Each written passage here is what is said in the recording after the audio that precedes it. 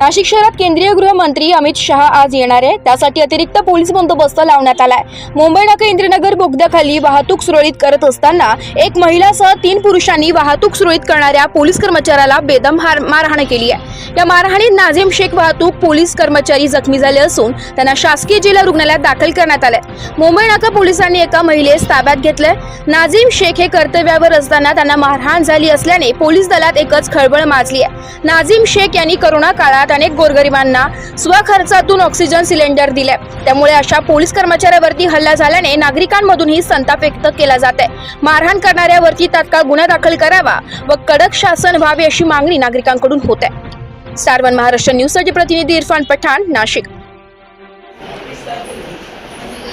आज महत्त्वाचा बंदोबस्त असल्यामुळे मी इंद्रनगर बघतो या ठिकाणी ड्युटी करत। त्या ठिकाणी एक मुलगा माझ्याजवळ पळत आला का मला 3 लोकांनी उड्डाण पुलावर मारले म्हणून त्यांच्यासोबत एक लेडीज पण आहे। परंतु ती गाडी मला तेव्हा दिसली नाही, परंतु त्यांनी त्या मुलाला माझ्याशी संवाद करताना बघितलेलं होतं। त्या मुलाला मी सांगितलं की तू तुझ्याकडे गाडी नंबर असेल तर तू त्या पोलीस स्टेशनला जाऊन त्यांची तक्रार घे आणि मी माझी ट्रॅफिक काढून बसतो। थोड्या वेळानंतर 3 मुलं इंद्रनगर माझ्याजवळ आले।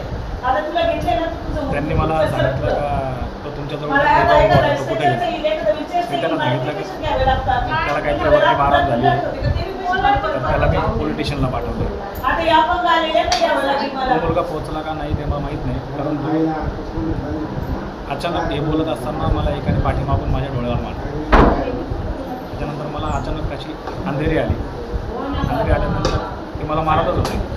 त्या ठिकाणी मला पब्लिकने त्यांच्यापासून सोडवलं तरी मी एकाला धरून ठेवलेलं होतं, परंतु ती एक लेडीज आली नंतर ती देखील मला मारायला लागली। पण लेडीज असल्यामुळं मला तिला काहीच करता नाही आलं आणि पब्लिकला सुद्धा ती घाबरत होती आणि त्याच्यामध्ये त्या लेडीजने त्या सगळ्यांना त्या 3 मुलांना पळून लावलं। त्यानंतर मग मी माझे वरिष्ठ तिथं आले, सगळ्यांनी मला सहकार्य केलं। पब्लिकचं खूप सहकार्य झालं का पब्लिक अशा वेळेस माझ्यासाठी धावून आली। त्यांना माहिती आहे मी तिथं नेहमी काम करतो। अशी घटना झाली।